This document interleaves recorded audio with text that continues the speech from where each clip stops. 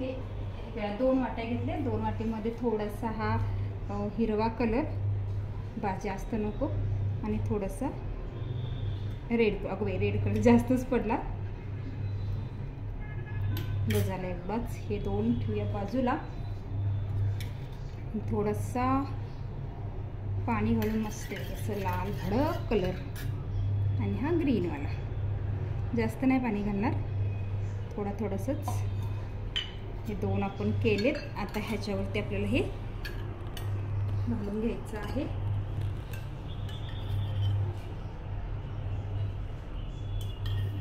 काल पण मी रेड आणि ग्रीनच यूज केला होता, आणि मध्ये थोडासा ठेवला होता, तो म्हणजे व्हाईटवाला असा ठेवला होता. आणि आज पण तसंच. तसं प्लेनवाली पण बिर्याणी छान लागते, पण थोडंसं घालते, भक्तीची इच्छा आहे तर.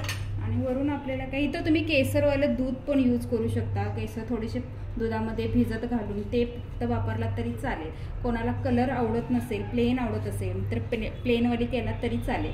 तर फायनली आपली ना, मी अजून गॅस चालू केलेला नाही आहे. आपली पूर्ण प्रोसेस होईपर्यंत गॅस हा बंदच ठेवला होता.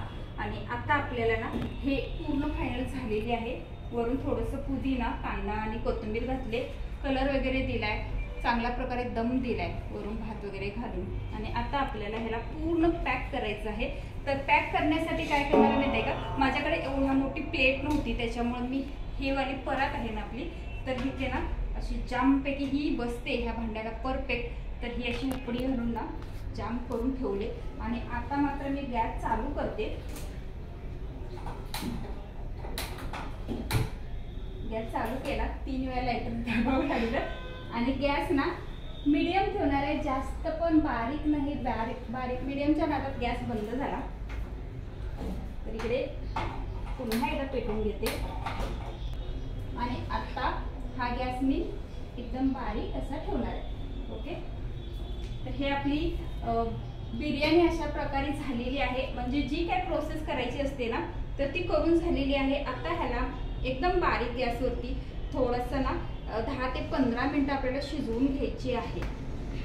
ज्यांचं जर ना चिकन, कोण म्हणतं की अशा प्रकारे दम दिल्यानंतर चिकन व्यवस्थित शिजत नाही, तर ना काही नाही, एक 10 मिनटं ना तुम्ही असं गॅसवरती ठेवा. त्याच्यानंतर ना पुढचे 10 ते 15 मिनटं तुम्ही गॅस चालू करून तवा ठेवा. आणि तव्यावरती पुन्हा हे भांडं ठेवलात ना, तरी देखील बिर्याणी व्यवस्थित शिजते. कारण की ऑलरेडी आपला भात आहे तो उकळत्या पाण्यातून निघालेला असतो, वाफ वगैरे भरपूर असते, त्याच्यामुळे व्यवस्थित बिर्याणी शिजते. माझी तरी आत्तापर्यंत मी केलेली आहे तेवढ्या तरी वेळा कधी बिर्याणी बिघडलेली नाही आहे, व्यवस्थित शिजलेलीच आहे. त्याच्यामुळे भक्तीला जास्त आवडते.